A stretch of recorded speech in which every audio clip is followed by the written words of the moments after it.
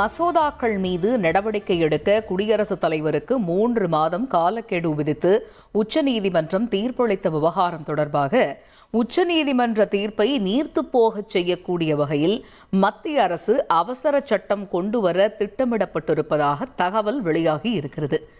இது பற்றிய கூடுதல் தகவல்களை எமது செய்தியாளர் ரமேஷ்குமார் விவரிக்க கேட்போம். ரமேஷ், வணக்கம். இந்த விவகாரம் தொடர்பாக கடந்த சில தினங்களுக்கு முன்னாடி தான் உச்சநீதிமன்றம் ஒரு அதிரடியான தீர்ப்பை கொடுத்திருந்தது. இது ஒரு நிறைய தரப்பிலிருந்து ஆதரவும் எதிர்ப்பும் இந்த தீர்ப்புக்கு கிளம்பிச்சு அப்படிங்கிறதையும் நம்ம பார்க்குறோம். நிறைய விமர்சனத்துக்கும் உள்ளாச்சு அப்படிங்கிறதையும் நம்ம பார்க்க முடியுது.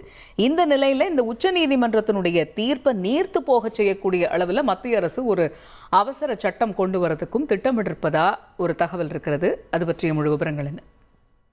நிச்சயமா சட்டமன்றத்தில் இயற்றப்பட்ட மசோதாக்களுக்கு ஆளுநர் ஒப்புதல் அளிக்காமல் காலம் தாழ்த்துவதற்கு எதிராக தமிழக அரசின் சார்பில் உச்சநீதிமன்றத்தில் தொடரப்பட்ட வழக்கில் ஆளுநர் மசோதாக்களின் மீது 1 மாத காலத்திற்குள் முடிவெடுக்க வேண்டும் என ஒரு முக்கியமான உத்தரவை பிறப்பித்திருந்தது. அதோடு நிற்காமல் குடியரசுத் தலைவருக்கும் காலக்கெடுவை நிர்ணயித்திருந்தது. ஒருவேளை ஆளுநர் குடியரசுத் தலைவருக்கு மசோதாவை அனுப்பினால் அதன் மீது குடியரசுத் தலைவர் 3 மாத காலங்களுக்குள் முடிவெடுக்க வேண்டும் என்கிற ஒரு உத்தரவை பிறப்பித்திருந்தது. இந்த உத்தரவு மத்திய அரசுக்கு ஒரு கொந்தளிப்பை சீற்றத்தை ஏற்படுத்தி இருக்கிறது. ஏனென்றால் இந்த உத்தரவு குடியரசுத் தலைவருடைய அதிகார வரம்பையே அது ஆய்வுக்கு உட்படுத்துவதாக இந்த உத்தரவு அமைந்திருக்கிறது என்பதுதான் மத்திய அரசினுடைய பார்வையாக இருக்கிறது. இந்த சூழ்நிலையில் தான் உச்சநீதிமன்றத்தில் இந்த உத்தரவை நீர்த்து போக செய்யும் வகையில் மத்திய அரசு அவசர சட்டம் ஒன்றை கொண்டு வர திட்டமிட்டிருப்பதாக தகவல் வெளியாகி இருக்கிறது. அது தொடர்பான ஆலோசனைகள், சட்ட ஆலோசனைகள் மத்திய அரசுக்கு கொடுக்கப்பட்டிருக்கிறது.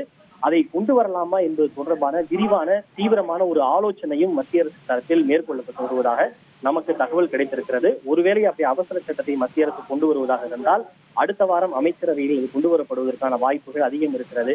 அப்படி மத்திய அரசு இந்த விவகாரத்தில் அவசர சட்டம் கொண்டு வந்தால் அடுத்து நடைபெற இருக்கின்ற நாடாளுமன்ற மழைக்கால கூட்டத்தொடரில் அது தொடர்பாக மத்திய அரசு சட்ட திருத்தம் ஒன்றை கொண்டு வந்து அதனை சட்டமாக நிறைவேற்றவும் வாய்ப்பு இருப்பதாக கூறப்படுகின்றது. ஏனென்றால் இது குடியரசுத் தலைவருக்கு காலக்கெடு நிர்ணயிக்கப்பட்டு இருந்தாலும் இது நேரடியாக மத்திய அரசுக்கு விடுக்கப்பட்ட ஒரு சவாலாகத்தான் பார்க்கப்படுகின்றது.